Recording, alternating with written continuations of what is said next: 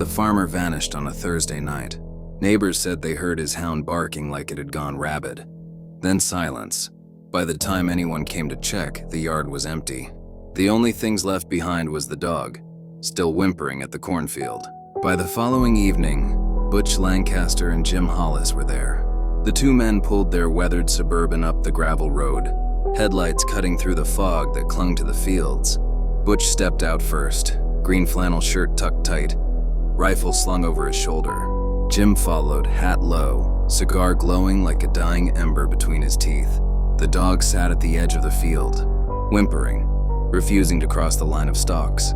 Its eyes darted to the rows and back, again as though it could still smell something in there. The men walked into the cornfield. Fog drifted between the stalks, turning the rows into endless walls.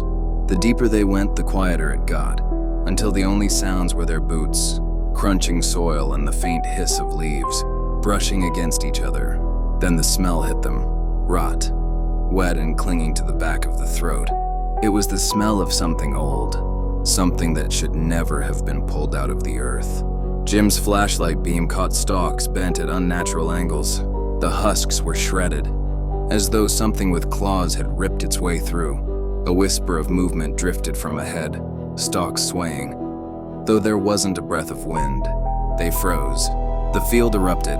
Corn exploded outward as something massive lunged from the rows. It was tall, taller than any man, its limbs long and thin, its body shaped from the stalks themselves. Its head was nothing but a hollow husk mask, glowing red eyes burning inside. When it moved, it sounded like rustling leaves, snapping stalks and bones breaking all at once.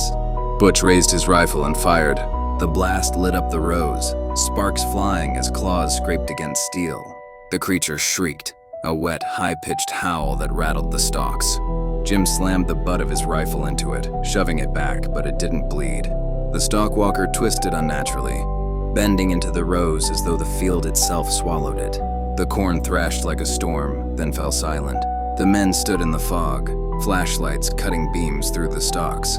Rifles raised, but there was nothing, only the smell of rot, and the echo of that howl fading deeper into the field. Butch spat into the dirt. That farmer's gone. Whatever this thing is, it wasn't just feeding. It was sending a message. Jim tapped ash from his cigar, eyes narrowed into the fog. Yeah, and I don't think it's done yet. The dog whined at the edge of the field, refusing to come closer. Behind them, the farmhouse windows glowed dim in the mist. The only sign of life left on that road. The corn stood tall, silent and waiting, and somewhere inside, the stalkwalker moved. Thank you for listening to this sinister phantom tale. Sleep tight.